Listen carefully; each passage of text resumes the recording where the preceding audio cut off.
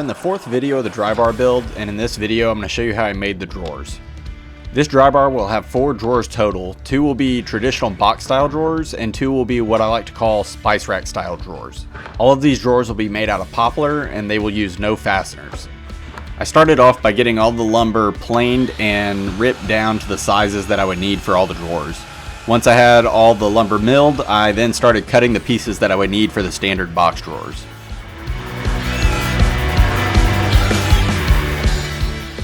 All the joinery for the box drawers were going to be lap joints that were pinned in place using dowels. So to make the lap joints, I used a miter sled on my table saw, and I set the blade depth to half the thickness of one of the boards.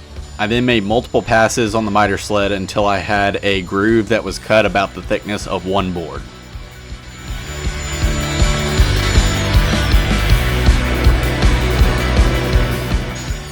Next, I took all the side pieces for the standard box drawers and I cut a channel toward the bottom of the drawer. This is the channel that will actually hold the drawer bottom. Now the drawer slides that I'm using are Blum Blue Motion bottom mount drawer slides, so the very bottom of this channel that I'm cutting was a little over a ½ inch from the bottom so that the drawer slides themselves would be completely concealed underneath the drawer.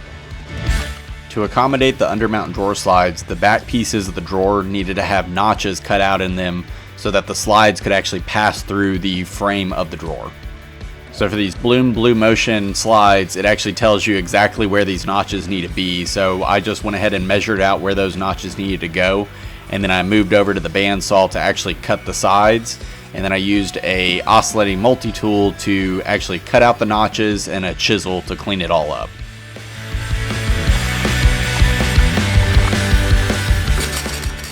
Now that the sides were all done, I migrated over to the bandsaw where I cut some 1/4 inch mahogany dowel rods into 1 1/4 inch lengths, and these would ultimately become the pins that were going to hold the lap joints in place.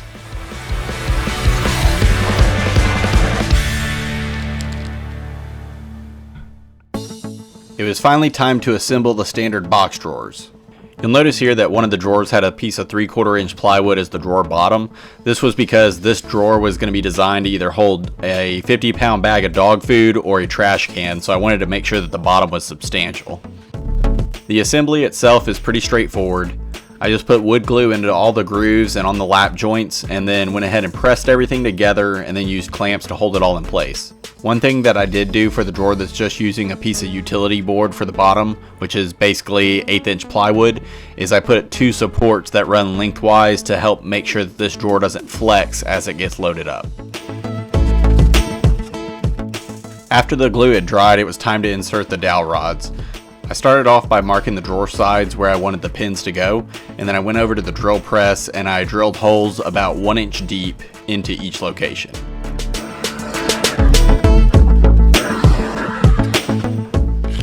Then I just took the pins and put a little glue on each hole, hammered them in place, and flush cut them.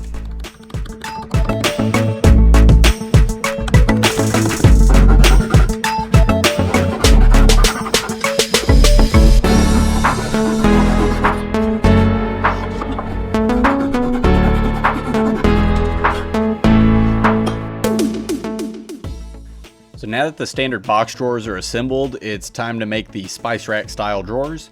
But before I get into the build of them, I kind of want to go over some of the anatomy of these drawers.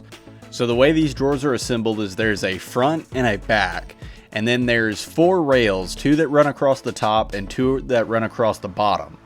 And then the bottom shelf itself is actually cut into 2 grooves that are cut in the front and back pieces, as well as a channel that is on the top of the rails at the bottom. So I just wanted to point all that out so that as you're seeing the next few clips, it all makes sense where everything is going inside this drawer.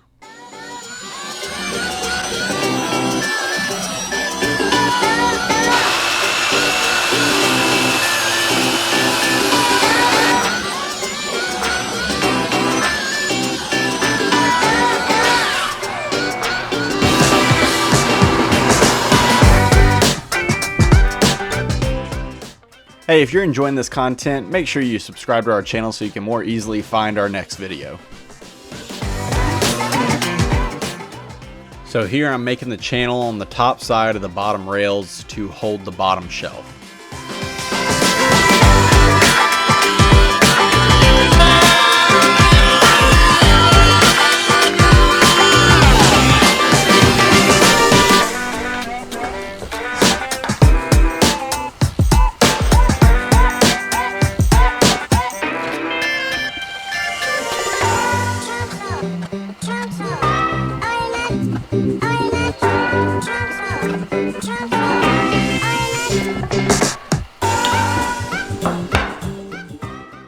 Next, I cut the groove for the bottom shelf on the front and back pieces for both drawers.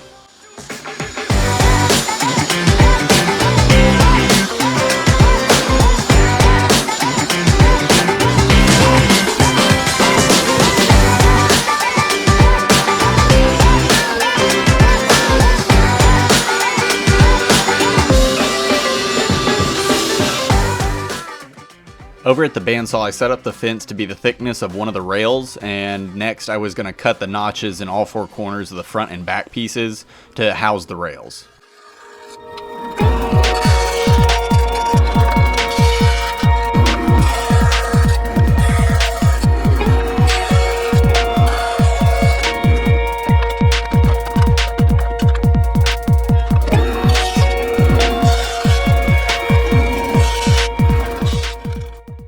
I used a chisel to clean up these notches so that the pieces fit nice and tight together. I then marked out the back pieces where the notch needed to exist for the slides to go through the bottom, and I took them over to the bandsaw and cut these notches out as well.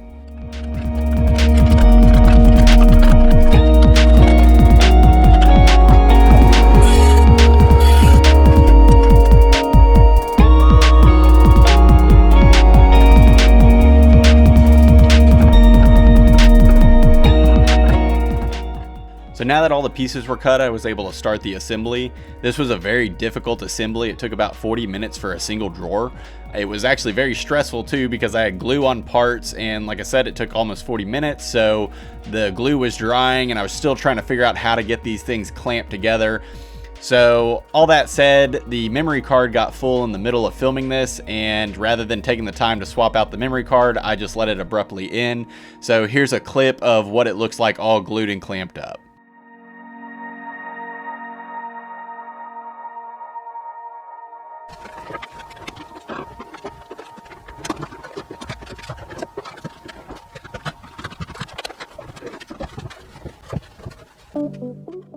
Once the drawers were all glued up, it was time to insert the dowel joinery.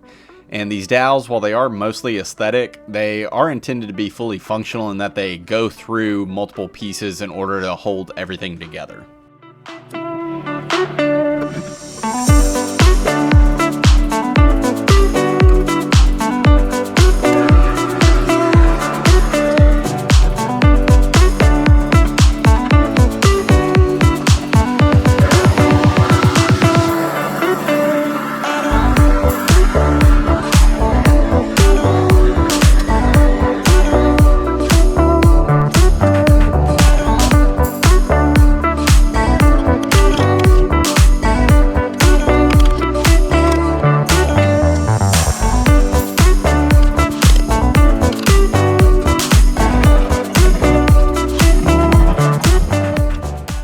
Oh, what about that little guy?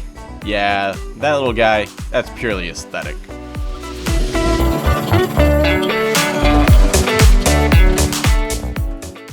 So these spice rack style shelves are designed to hold all the different alcohol bottles and mixers that we have.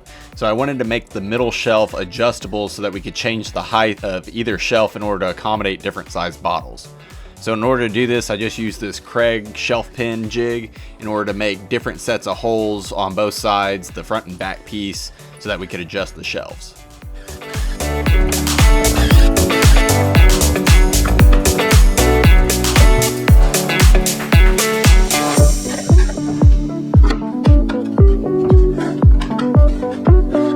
So I'm going to be installing these metal wire rails. They're actually called shoe rails. Inside here to hold any bottles in, as well as on this shelf. However, I got these in and they're supposed to be 23 inches. They are 23 inches. This was supposed to be 23 inches wide. However, it's slightly shorter than that. So I'm off by about a 1/16 of an inch. So what I'm gonna do is just kind of grind down the end that's gonna be the back on each rail and get them to fit in here, and then we'll get the holes drilled and get them mounted.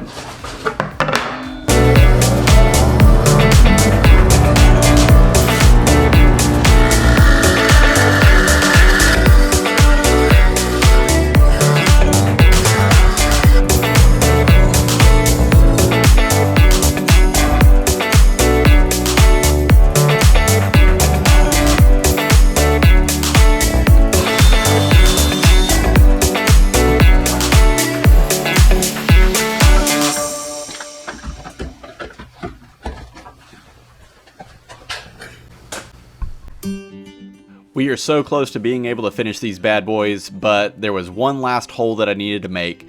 On the very backs of the drawers, there needs to be a hole that a little pin on the back of the slides actually inserts into. So I went ahead and set up all the drawers with their backs facing me, and I went ahead and made this hole.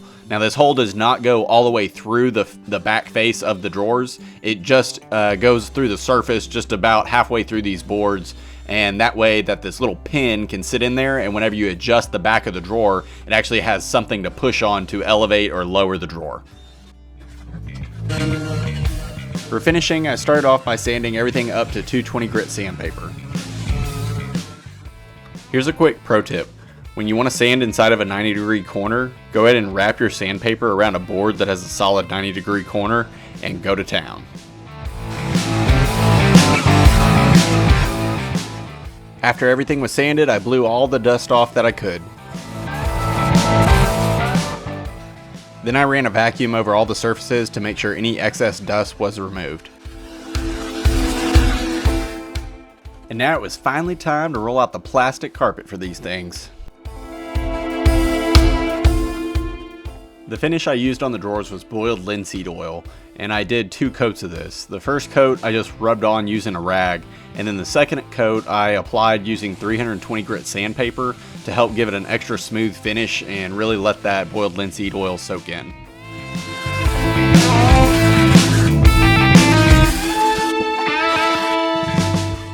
Once the boiled linseed oil was thoroughly dried and cured, I applied a finishing paste wax to all of the drawers. To mount the drawer slides, I really just followed the instructions on the Blum Undermount drawer slides. However, I did make 2 jigs to make this a little easier. Some of the slides would be blocked out, and therefore they wouldn't have a flat bottom to rest against when mounting them. So the first jig I made was designed to sit flat against the blockouts and give a flat bottom surface to rest the slides against whenever you were mounting them. The second jig was just to ensure that the slides were set back from the face frame the proper amount. Here's a quick clip showing these 2 jigs in action.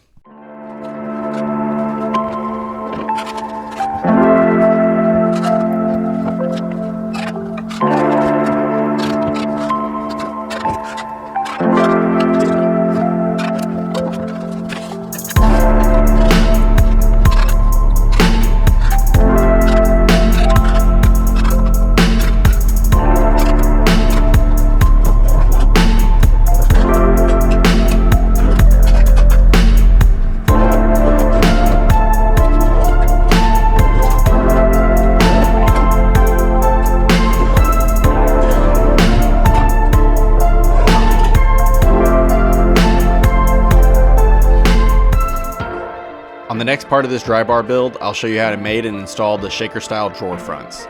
Thanks for watching, and until next time, take a chance and make something.